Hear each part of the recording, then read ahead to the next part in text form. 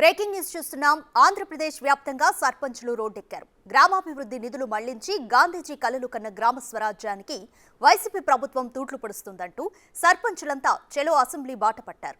రాష్ట్ర ప్రభుత్వం మళ్లించిన ఆర్థిక సంఘం నిధులు పంచాయతీలకు తిరిగి జమ చేయడంతో పాటు సర్పంచులకు సంబంధించిన మరో 16 డిమాండ్స్ ని పరిష్కరించాలని ఏపీ పంచాయతీరాజ్ ఛాంబర్, ఏపీ సర్పంచుల సంఘం చెలో అసెంబ్లీకి పిలుపునిచ్చింది.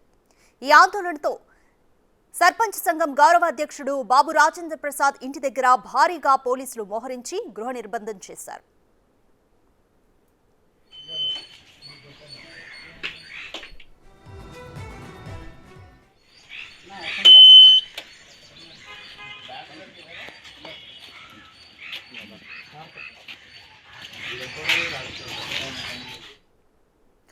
మరిన్ని వివరాలు మా ప్రతినిధి మల్లికార్జున్ అందిస్తారు. ఈరోజు చెలో అసెంబ్లీ కూడా సర్పంచులందరూ పిలుపునివ్వడం జరిగింది. ఇక్కడికి ప్రజెంట్ సచివాలయం వద్ద కూడా ఉద్రిక్త వాతావరణం నెలకొందని కూడా చెప్పుకోవచ్చు. సర్పంచులు ఒక్కసారిగా అసెంబ్లీ వద్దకు చేరుకొని యూ వాంట్ జస్టిస్ అనే పేరుతో కూడా నినాదాలు చేస్తూ ఉన్నారు. పోలీసులు అందరూ కూడా వాళ్ళని అడ్డుకునే ప్రయత్నం అయితే చేస్తూ ఉన్నారు. కొంతమంది సర్పంచులు ఉన్నారు, వాళ్ళతో కూడా మాట్లాడదాం. ఏంటి మా నిధులు మాకు వెంటనే కేటాయించాలి. మా నిధులు, మా దొంగతనం నిధులు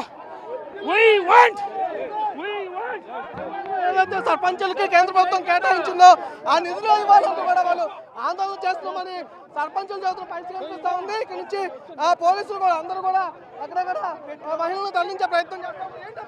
మా నిధులని సుమారు 8,660 కోట్లు కేంద్ర ప్రభుత్వం 40-50 ఫైనాన్స్ ద్వారా రిలీజ్ చేసింది. ఆ నిధులను దొంగిలించింది రాష్ట్ర ప్రభుత్వం.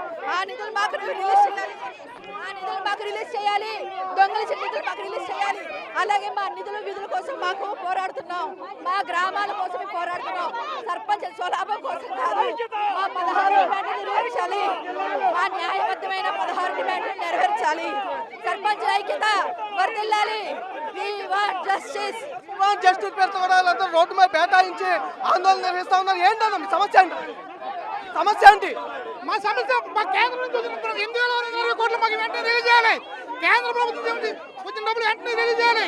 రాష్ట్రం నుంచి రావాల్సిన నిధులు కేంద్రం నుంచి వచ్చిన నిధులు కూడా ఇవ్వకుండా చేసి మాకు అన్యాయం చేస్తారు సర్పంచులకి.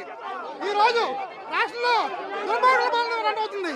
సచివాలయ వ్యవస్థ తీసి మళ్ళీ ఎప్పటిలాగే గ్రామ వ్యవస్థగా అప్పచెప్పడానికి డిమాండ్ చేస్తున్నాం.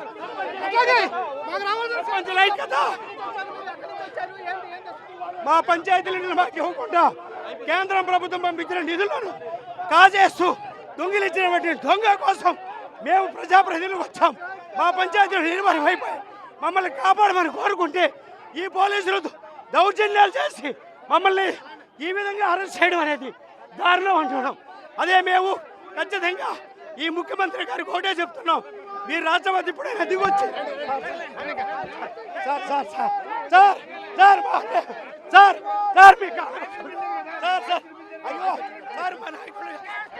ప్రధానంగా చూసుకోవచ్చు. మొత్తం సచివాలయం వద్దకు చేరుకున్న ఎవరైతే సర్పంచులు ఉన్నారో వాళ్ళందరినీ పోలీసులు అదుపులోకి తీసుకుంటా ఉన్నారు. వాళ్ళు రోడ్డుపై బేటాయించి కూడా తమ ఆందోళన కొనసాగిస్తూ ఉన్నారు. రాష్ట్ర ప్రభుత్వం ఏదైతే కేంద్రం ప్రకటించిన దాదాపు 9,200 కోట్ల పైగా కూడా నిధుల్ని రాష్ట్ర ప్రభుత్వం తన సొంతానికి వాడుకుంది, సొంత ఖాతాలకు తరలించుకుంది. పంచాయతీకి కేటాయించిన నిధులు ఎందుకు మీరు ఈ విధంగా తీసుకుంటా ఉన్నారు, పంచాయతీలకి మరి కేటాయించాలంటూ కూడా మేమైతే ఆందోళన చేయడానికి, ఒత్తిడి చేయడానికి వచ్చామని చెప్పి కూడా వాళ్ళ రోజున పైసలు కల్పిస్తూ ఉంది. రాష్ట్ర ప్రభుత్వం ఏదైతే జగన్మోహన్ రెడ్డి ప్రభుత్వం ఏదైతే ఉందో ఆ ప్రభుత్వం పోలీసులను అడ్డుపెట్టుకొని అందరినీ తొక్కేయాలని ప్రయత్నాలు చేస్తుంది. ఆ మహిళలను కూడా చూడకుండా తీసుకెళ్తున్నారని కూడా ఆలోచించాల్సిన పరిస్థితి ఉంది. మా డబ్బులు లేవు, మా డబ్బులు దొంగిలించారు జగన్మోహన్ రెడ్డి గారు. మా డబ్బులు అయ్యి సర్పంచుల్లో మేము మొహమెట్టి తిప్పుకున్నాం. మా డబ్బులు కావాలి. మాకు అన్యాయం జరిగింది. తమకు అన్యాయం